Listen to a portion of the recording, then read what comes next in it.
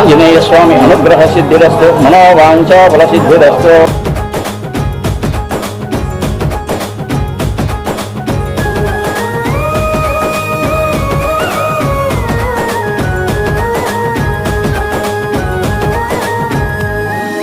పేదల గడపల్లో నువ్వు పచ్చని తోరణమై యారన్నా ఆకలి కడుపులకు ఆసరవే నువ్వై ఆపద తీర్చే గంటై నిలిచే ధైర్యం నువ్వన్నా.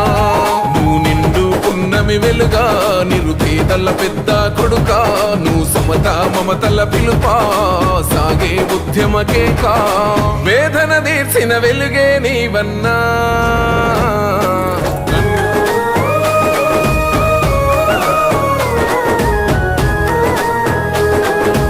ఏమా బాగున్నావా? ఎవరుంటారు? సరే ఆరోగ్యం జాగ్రత్త.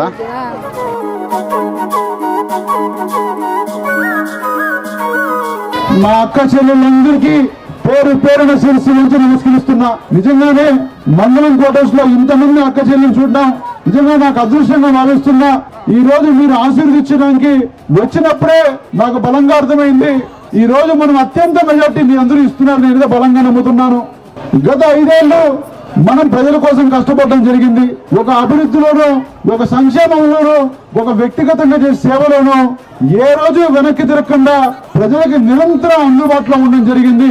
అందుకు ఒక ఉదాహరణ, మన మంగళం క్వార్టర్స్ లో గడప గడపకి ఇదే రోడ్డు మీద నేను నడిచాను. ఆ రోజు మట్టి రోడ్డుతో వెహికల్ పోతే వెహికల్ కూడా షెట్లో పెట్టేలాగా ఆ రోజు రోడ్లు ఉండేవి. ఈ రోజు మనం ఒక్కసారి ఆలోచిస్తే మంగళం రోడ్లో, మంగళం క్వార్టర్స్ లో ఎన్ని రోడ్లు వేసామో మీ అందరికీ తెలుసు, మీరే సాక్ష్యం. 2014లో అప్పుడు ముఖ్యమంత్రి గారు చెప్పడం జరిగింది.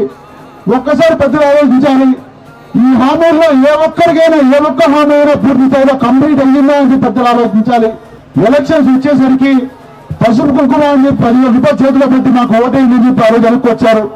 ఆ రోజు మీ అందరూ కూడా మాకు ఎవరైతే ఇచ్చిన మాట నిలబెట్టుకుంటారో, మాకు ఎవరి మీద నమ్మకం ఉందో వాళ్ళకే ఓటేస్తామని చెప్పి ఆ రోజు జగన్ చూసి మీ అందరూ కూడా ఆశీర్వదించి అత్యంత మెజార్టీతో మొత్తం గెలిపించడం జరిగింది.